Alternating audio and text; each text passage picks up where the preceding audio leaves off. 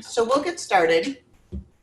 I was asked to talk about children with autism spectrum disorder, a training for EMS providers.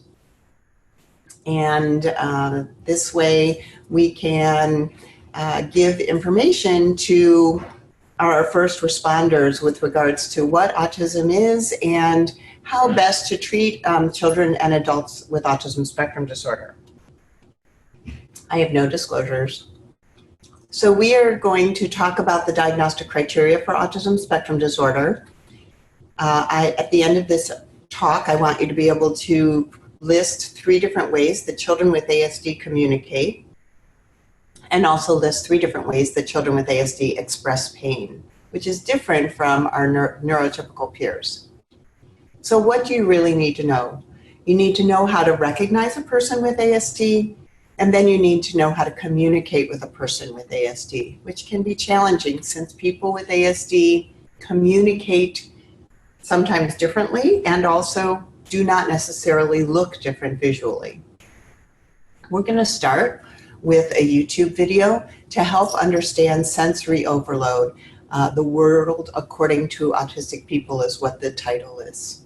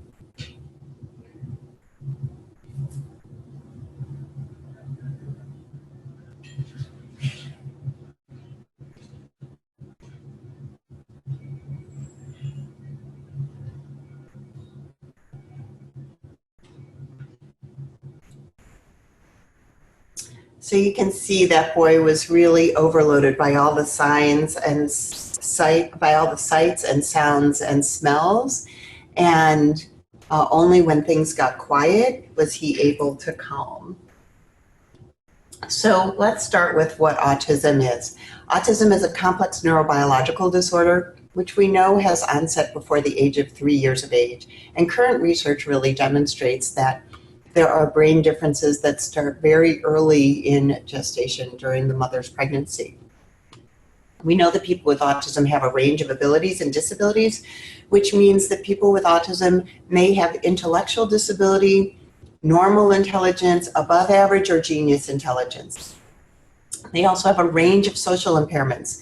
So some children don't recognize other people or social interaction at all, where other people recognize that social interaction is important but don't know how to do that.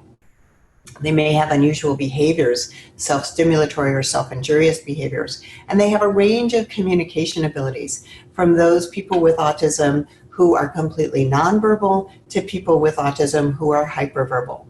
We know that autism limits and impairs everyday functioning and is a lifelong disability, though with appropriate interventions and supports, many people with autism can lead happy, productive lives.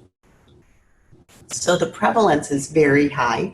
1 in 68 children in the US are now being diagnosed with autism.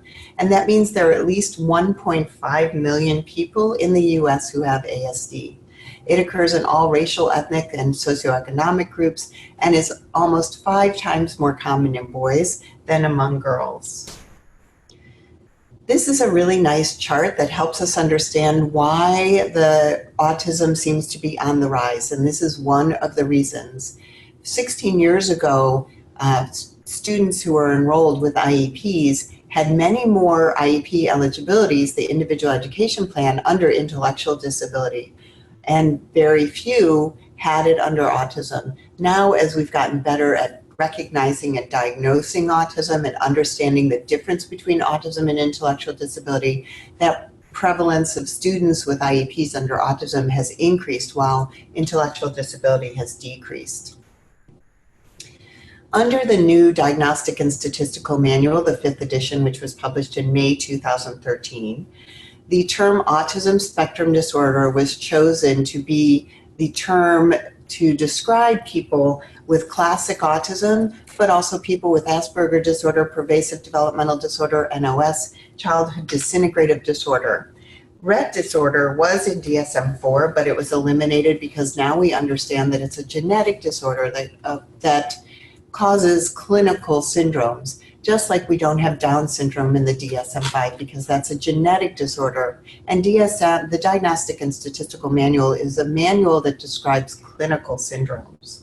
Susan Suedo of the NIMH led the neurodevelopmental work group to help write DSM-5, and they really demonstrated that this is a better reflection of the understanding of autism and improves diagnosis without limiting sensitivity or changing the number of children being diagnosed. It encourages earlier diagnosis, as DSM-4 actually focused on more school-age children.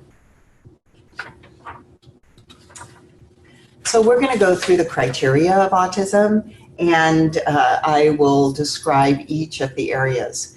The first part of the DSM-5 definition includes deficits in social communication and social interaction.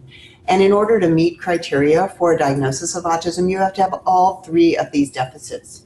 The first one is a deficit in social emotional reciprocity. So the person with ASD often doesn't respond to his or her name being spoken, may not understand jokes or sarcasms, is unaware of other people's feelings or how to respond to a person who's distressed or sad, and may have difficulty even identifying or understanding their own feelings.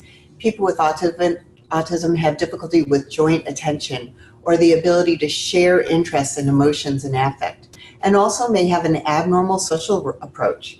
They may not know how to initiate a social interaction. So a person with ASD may actually push another child if they actually want to be with that other child, because that's the only way they know how to initiate interaction. And even those people who have very high functioning ASD may be able to be verbal, but don't really understand the ability of normal back and forth conversation. The second part of this criteria is the deficit in nonverbal communicative behaviors used for social interaction. So people with ASD may have poor eye contact or fleeting eye contact, don't understand how to give a social smile. That means you smile at them. They may not know how to smile back. They may have difficulty understanding and using nonverbal communication like waving or pointing or other gestures. And they may not point or gesture to communicate or share something. They have difficulty integrating verbal and nonverbal communication, so they have difficulty integrating eye contact, hand gestures, and words all at the same time.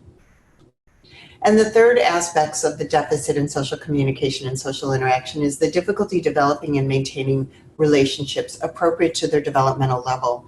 That's beyond caregivers. So DSM-5 helps us understand that people with autism may have a relationship with their caregivers, but don't know how to have relationships outside that safety of the home. And when I say appropriate to developmental level, we have to understand that up to 50% or more of people with ASD may have intellectual disability. So if you have a 6-year-old child who cognitively is at a 3-year-old level, intellectual level, they're not going to have the same ability to have relationships as the typical 6-year-old. People with ASD have difficulties adjusting their behavior to suit different social contexts. So they don't know that it's important to behave one way on the playground and another way in a church or synagogue or mosque or other religious venue, for instance. People with ASD have difficulty sharing their imaginative play, difficulty sustaining interactions, and often prefer to be alone, and may or may not have absence of interest in people. The second part of the definition is the restricted repetitive patterns of behaviors, interests, or activities. So a person, in order to meet criteria, a person with autism has to have at least 2 of the 4 of the following. The first one is the stereotyped or repetitive speech, motor movements, or use of objects. So they may have echolalia. That's repeating what has been said. And immediate echolalia may be something like you ask the person, do you want a cookie? And instead of saying yes or no, they say, do you want a cookie?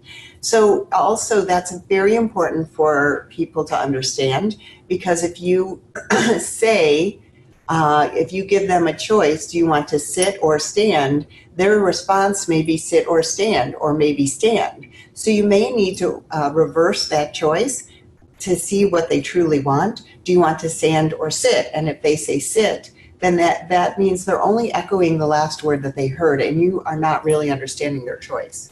They may have delayed echolalia, which means they're using phrases from favorite cartoons or videos or movies that may or may not be appropriate to the situation. Idiosyncratic phrases are phrases that may be pat phrases that they just use, especially when stressed. And the repetitive motor movements include hand flapping, spinning, or toe walking, also called self-stimulatory behavior or stimming. And those actually may increase in periods of distress. And they may have repetitive use of objects such as flipping a pencil or flipping another favorite item. Another part is the excessive adherence to routines, ritualized patterns of verbal or nonverbal behavior, or excessive resistance to change. They may have motoric rituals. In order for them to sit down in a chair, that person may need to walk around the kitchen island 3 times. They may insist on the same route or food. I had a patient who actually tried to get out of a moving car because there was a detour and they weren't going to grandma's house in the same way. They may insist on eating the same food. I have patients who will eat chicken nuggets, but only chicken nuggets from a certain restaurant like McDonald's. They may repeat the question over and over again. I had a patient yesterday who kept saying, go to KTR, go to KTR, go to KTR, which is a favorite place that she wanted to go. And what that really meant was she was done with the appointment and she wanted to leave the room. And then our patients with ASD may have extreme distress at small changes. So having an illness, having an injury, having fire or EMTs or paramedics be on the scene with lights and sounds may be very stressful. The third part is the restricted fixated interests that are either abnormality or intensity or focus. So many 5-year-old boys love Thomas the Tank Engine, but when it's to the exclusion of everything else, I will only eat off my Thomas plate, I will only eat on the Thomas square, I will only watch Thomas the Tank Engine, that impairs their ability to function.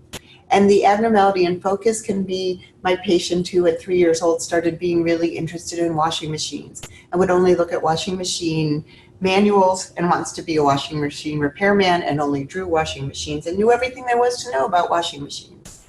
Many of our patients have strong attachments or preoccupation with unusual objects, so you may not understand that a fidget toy is very important to that child, especially in stressful situations, and may have very perseverative interests. The fourth area is the hyper or hypo-reactivity to sensory input or unusual interest in sensory aspects of the environment. So many of our patients are hypersensitive to loud noises and tactile hypersensitivity with avoiding hair cutting, hair washing, nail cutting, tags, avoiding bright lights or chaotic environments or different smells. Or they may be very sensory seeking, like wanting to lick or jump or seek deep pressure. They may smell or want to touch objects. They may have fascinations with lights or spinning objects, so they may run into the street if there's a light that's fascinating them on the ambulance. They also may have indifference to pain or heat or cold, so may not be able to express what's hurting them. And may have burns because if they're not sensitive to heat in the same way, may have had their hands on a fire or a hot cooktop. So why do we need to train first responders about ASD? Well, first of all, individuals with autism are 7 times more likely to come into contact with law enforcement than their neurotypical peers.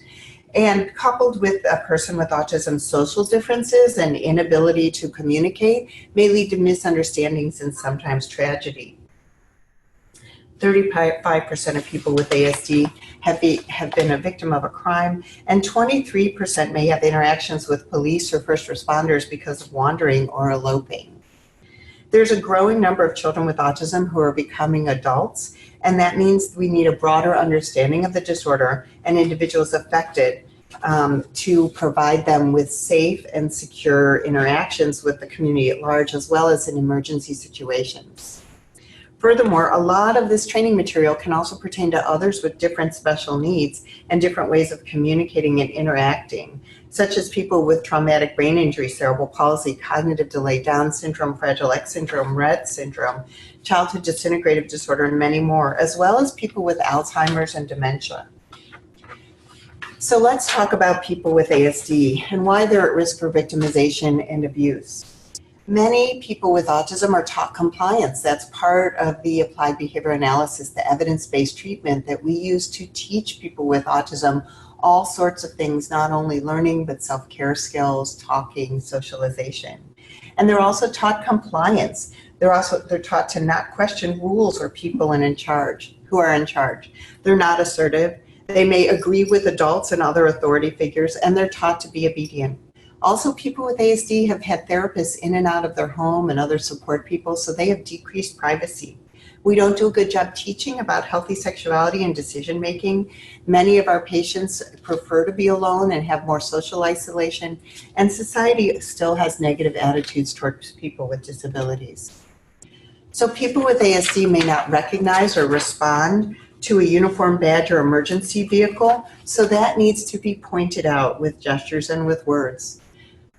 People with autism may be hypersensitive to noises and sounds, and so by turning off the lights and sirens and allowing more interaction in a smaller enclosed environment leads to better success. They may be drawn to shiny objects such as badges and guns in an obsessive or dangerous way. And there may also be a favorite item in a burning building, and because of lack of awareness, they may actually re-enter a burning building to get that favorite item. To keep our children and young adults safe, sometimes doors and windows are locked, so that's important for the first responder to understand. And also, people with autism may not understand the situation, so may be readily commit to a crime that they haven't committed. People with autism may avoid eye contact, so do not insist on eye contact, as that may increase the person's stress, and may have repetitive motions or sounds that may be self-soothing. So please do not make them stop. They may not provide an ID when asked because they may not understand what you're asking for and may not know where their ID is. So you'll want to look for ID tags, shoe tags, clothing, tattoos, and other jewelry. And you may need to ask the question very simply and then pause and quietly wait for an answer. You may need to gently persuade a person away from a dangerous situation because they may lack dangerous awareness and may be afraid and may bolt. And as I said, they may have an attachment to an object. And unless this object interferes with the person's safety or other safety, do not take it away from them, as that may increase anxiety and may cause the person to act out aggressively to themselves or others. People with autism continue to do something after being told no sometimes because they may not understand what you're saying, no or stop. And if you use threatening gestures or communicate loudly, that may only cause them to do that longer. So use non-threatening gestures. Try and use a communication board. If a person with autism appears to be under the influence of drugs or alcohol, that may not be the case, so don't make assumptions. That person actually may be post-ictal after having a seizure. And they may answer yes if you ask them that if they're on drugs, if they're on medication. A person may become more self-injurious or aggressive if they're stressed, so please try and not use aggressive interaction. Now, also, people with autism may have low muscle tone and poor core strength, so if they're put in a prone position and restrained, they're at higher risk for positional asphyxia, and this is very important when you're interacting with a person. It's better to move to a secure, quiet, non-threatening place and away from distractions to de-escalate the situation. People with autism may hide to escape the sound of fire alarm, so you need to look in closets or under the bed or behind furniture. And they also may take longer to respond and may not respond to pain in the same way. As I said, they may bolt if they're scared. They may confuse pronouns. They don't understand slang or idioms or sarcasm, so don't say things like, "Are you pulling my leg?" And as I said, they may also echo the question. So give choices, but you may have to give the choices in both ways and avoid yes and no questions. People with autism may have sensory processing problems, as we saw in the video, and we talked about the high pain tolerance or unusual response. They may hum or sing or take off their clothes if they're in pain. They may become more upset if touched because of their tactile hypersensitivity. So avoid touching as much as possible. You may need to avoid Band-Aids or other adhesives, and then examine slowly, starting distally and moving proximally, explaining as you're going. And expect the unexpected. Many people with autism have pica, so they may have ingested unusual items.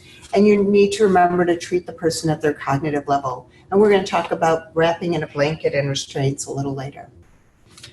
As I said, people with autism may have problems reading facial expressions. So the face's pain rating scale may not be an accurate measure of pain and may have self-stimulatory behaviors. Please do not try and stop these. They may be very attracted to water, so if a person is missing, you need to look at pools and ponds and streams and fountains. So Chris Lacey is a parent of a person with autism, and she's done some training to EMS providers, and she created this acronym, which I think is very helpful. It's important to try and locate a caregiver because a caregiver can act as a translator, be a communication aid, and a source of comfort for the affected individual. Don't make assumptions. Environments in which people and children and adults thrive may seem abusive or neglectful if you're not aware of the circumstances. You need to restrict sensory input, as I said, lights and sirens. You need to empathize as our children and these young adults are really doing the best they can in this stressful situation. And you need to secure the environment as people with autism may wander. So these are some interaction suggestions for first responders. It's important to speak slowly. And remember that up to 50% of people with autism may be nonverbal. So you may need to use other ways of communicating. It's important to avoid slang, as I said, to use 5 or less words, use simple and concrete language, and give commands or requests one at a time, and then stop, be silent, and wait for an answer. Model calming body language. Avoid big gestures and use low gestures for attention. Avoid pointing and waving. And don't interpret the person's failure to respond to others or questions as a lack of cooperation or a reason to use force. And we can use some of these other means of communication. Sometimes offering a pen or paper or computer can be helpful, and that person can tell you information in that way. And singing or whispering, even with adults, can be a helpful way to calm a person. We need to talk about all of the medical conditions that can coexist in a person with autism. Seizures can be present in up to 39%. And as I said, a person who appears to be drunk or have an altered mental status may actually be postictal. There may be common causes of agitation, and they may include some of these GI problems. Up to 70% of people with autism may have constipation, diarrhea, recurrent abdominal pain, reflux, or celiac disease.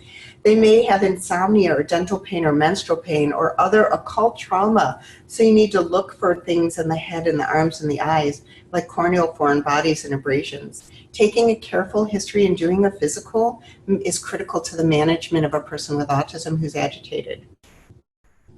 I want to talk a little bit about catatonia. Up to 17% of adolescents and adults may suffer from catatonia. And this is a medical emergency that requires immediate diagnosis and treatment in people with ASD. This can be defined as decreased speech or mobility, freezing during actions, posturing, staring, negativism, or echo phenomenon, the shutdown syndrome. And the initial evaluation, again, includes a careful history and physical to rule out other possible diagnoses, and then use of a lorazepam challenge test, which is up to 1 milligram of IV lorazepam, and then monitoring for symptomatic improvement.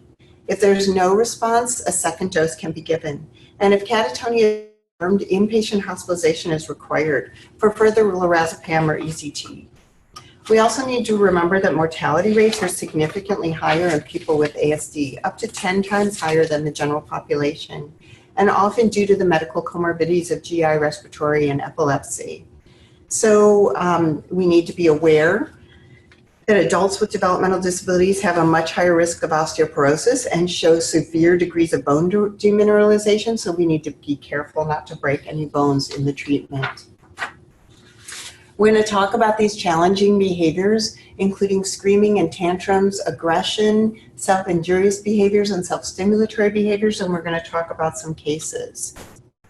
But first, we need to remember that we need to ask the significance of the patient's observed behavior. Is he or she in pain or upset or self-soothing? What's the level of this person's cognitive, verbal, and social interaction abilities? What's the best way to communicate or interact with this patient? What calms and soothes this patient, and what has the opposite effect? And what can be done to facilitate the medical care of the patient? And of course, the best person to ask is the parent or other caregiver. So the case of Ryan, this is a 5-year-old boy who was nonverbal and has autism, and he had a new self-injurious behavior of slamming his belly into desks and tables. There were no other changes in the family, school, or social life. There were no signs or symptoms of illness, and he was independent in dressing, toilet, and eating. And so the parent had no idea why this was occurring over the last 2 weeks. So I did what any good pediatrician would do and put the child up on the exam table and noted that his belly was mildly distended, but he had good bowel sounds.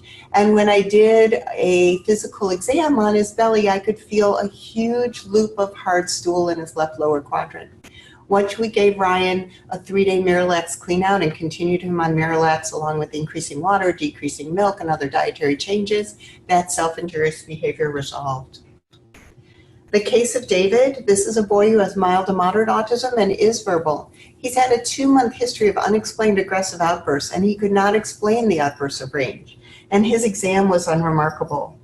His workup actually revealed H. pylori, and after eradication therapy and 1 month of PPIs, his rage episodes and aggressive outbursts resolved. This is the case of Eduardo. He's 15 years old with severe autism, and he's nonverbal. He's been on Risperdal per psychiatry, and he had a new self-injurious behavior of punching his left cheek repeatedly. There were no changes in the family, social, or school environment. His left cheek was bruised and swollen. But instead of needing more Risperdal, fortunately, his PCP, the resident, and the parent were able to get his mouth open and identified that he had a huge tooth abscess. So he needed pain meds, antibiotics, and then to see the dentist. Another case report. Joey has moderate to severe autism. He comes to the emergency department with sudden onset self-injurious behavior and destructive behaviors.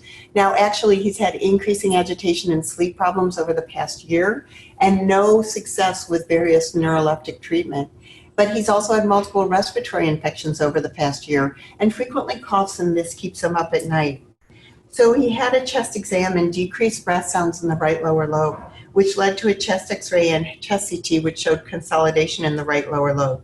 And then a bronchoscopy, which actually revealed a 15-millimeter twig central to the consolidation. Once that twig was removed and he was started on prednisolone and a projective course of antibiotics, it resolved the consolidation, the self-injurious and destructive behaviors resolved, and his sleep problems resolved. He had no ability to localize the pain source and never developed a fever. So this is just a cartoon to remind us that this little boy says, "Why are you hurting me? I didn't hurt you." So he does not have the ability to understand that this is helping him get better. And we need to have that understanding when we're treating our patients. So I'm transitioning a little bit to the needs of the patient with ASD in the hospital and ED, because it's important for all of us to understand. And when the emergency medical providers are bringing to the ED, you can pass on this information to the ED providers. Our patients with autism have increased anxiety and distress due to those novel sounds, those smells, those stimuli, and tactile experience. And we need to really do a pragmatic assessment of the communication strategies and sensory differences unique to every individual in order to provide safe and appropriate care. And we always need to remember to consult with the expert who's the parent. We need to decrease environmental stimuli. We need to use visual communication systems, and we need to use behavioral techniques. And remember our sensory integration techniques like using a leaded vest, excuse me, the radiology leaded vest, which can act as a weighted blanket. And we need to talk to parents about how psychopharmacology might work, because the benzodiazepines may be helpful, but in some patients may also lead to increased agitation. So again, talking to the patient, parent, or caregiver is the best way to know. So Kopecky et al. Did some studies and looked at the best ways that children with autism express, or the ways that children with autism express needs or desires. 38% signed, 23% were verbal, and 31% used an augmentative communication device. How they understood instructions. 57% used an augmentative communication device, 23% were verbal, and 9% understood written instructions. How did they indicate pain? 32% cried or screamed, 27% were self-injurious or aggressive, and 19% said they were. So what's the best way to examine a patient? Now, we need 50% understood best if you explained verbally, 37% understood if you modeled or allowed patients to examine the instruments, and 35% did better if they were distracted by using music or puzzles or videos. So also, sometimes the passage of time using written schedules or clocks or timers or counting out loud can be very helpful to patients. And when a patient is upset, 59% did best if you allowed them some distance, gave them some space. And then 23% did better if you tried to engage them in another way. And 29% did better if you knew the identifiable words or phrases that were calming versus those that would likely trigger anxiety. So we need to provide as much consistency as possible. We need to always let the patient know what to expect next. Limiting the number of clinicians can be very helpful. Having family members present as much as possible, letting a family member ride along in the ambulance can reduce anxiety, make your job a lot less difficult. Avoid things that are known to agitate the patient, dim the lights, keep the noise level down, and always offer choices when feasible. If a patient is carrying out undesired behaviors, do not give reaction or reinforce, because that can make things even harder. Instead of saying no, stop, or don't, direct the patient to what you want them to do, and then praise and reward when the action is carried out, and minimize the use of restraints. So there are two types of restraints that we recommend. Using benzodiazepines if the child has not had an adverse reaction in the past can be helpful. Using ketamine, both have preferred due to their safety profile and rapid effect. Using blankets instead of arms or legs restraints can be very helpful. Wrapping tightly in a blanket to the individual is much preferred than restraining the arms and legs, because restraining the arms and legs are likely to increase agitation by the nature of the material, and you're separating their limbs from the body in a position that doesn't allow that person to use gestures or have self-stimulatory behavior that may be calming. The blankets are softer texture and may provide both temperature and tactile stimuli that are pleasing to the patient. And a blanket wrap may be calming, but again, ask the caregiver and parent. Talking to that caregiver is crucial to identify what's the least disruptive to this patient and the best to provide care. We also need to always remember to use people-first language. This is very essential for family-centered care. We should not ever say the Downs kid or the autistic kid. It's the child with Down syndrome, the child with autism, the child with intellectual disability. Remember, a disability descriptor is simply a medical diagnosis, and by using people-first language, we respectfully put the person before the disability. A person with a disability is much more like people without disabilities than different, and we need to always put that person first. These are some websites that can be helpful to you. The ASD Strategies in Action is from O'Cally, and the first 90 minutes is free and great. It's a great webinar for more people who are interested in more learning. The Autism Spectrum Disorder Foundation has autism information for emergency personnel, including fire and rescue, EMS, and police. Autism Speaks has a page on emergency medical services that is very helpful. And Autism Alert has autism awareness training for first responders and caregivers. So these are some other resources and references. These are some resources in Arizona. And so now I'm available for questions. Thank you.